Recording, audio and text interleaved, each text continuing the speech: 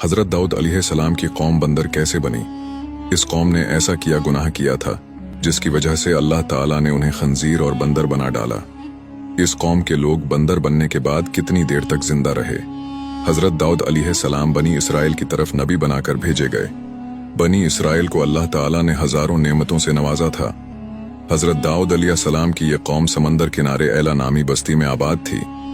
हजरत दाऊद अलैहिस्सलाम की यह कौम मछलियों का शिकार करके अपना गुजर बसर करती। अल्लाह ताला ने उनका इम्तिहान लेने के लिए इस कौम को हुक्म दिया कि वो हफ्ते के रोज शिकार न करें और खरीद और फरोख्त भी तर्क कर दें। ये कौम अल्लाह की नाशुक्री में मुब्तला हो गई और हर तरह के गुनाह करने लगी। अल्लाह के हुक्म के बाद ये कौम 3 हिस्सों में बट गई।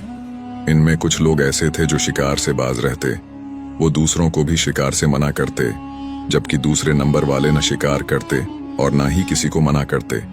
तीसरे नंबर वाले सरकश और नाफरमान लोग थे जो हफ्ते के रोज शिकार तर्क करने के बजाय उसी रोज शिकार करने में हद से तजावुज करते।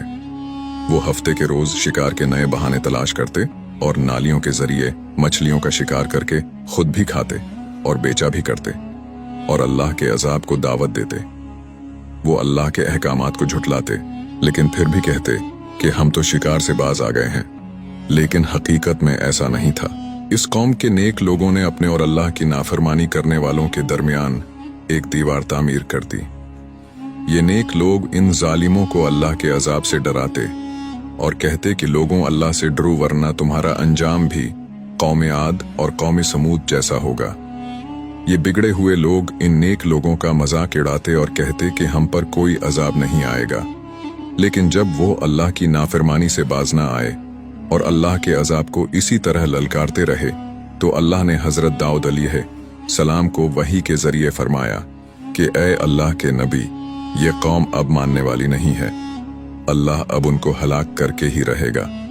फिर एक दिन ऐसा हुआ कि इन खताकार लोगों में से कोई भी अपने घर से बाहर न निकला। ये मंजर देखकर कुछ लोग उनकी दीवारों पर चढ़ गए ताकि मालूम हो सके ये लोग किस हाल में हैं। लोगों ने देखा कि उनके चेहरे मस्ख हो चुके हैं और वो बंदर बन चुके हैं। जैसा कि अल्लाह सूरत बकरा में फरमाता है कि बस हमने उन सरकश जालिमों और हद से तजावुज करने वालों को उनके गुनाहों के एवज बंदर बना डाला और हमने बचा लिया उनको जो बुराई से रोकते थे और हलाक कर दिया उनको जो हमारे हुक्म को झुटलाते थे। अल्लाह ताला फरमाता है कि हम उनको रोज़े क़यामत तक इसी अजाब में मुब्तला करते रहेंगे और उनकी शक्लें मस्ख करते रहेंगे। हदीस में आता है कि ये लोग 3 दिन तक अजाब अलही में उसी तरह मुब्तला रहे। ये चीखते चिल्लाते रहे और अपने गुनाह के एवज एक दूसरे को कोसते रहे।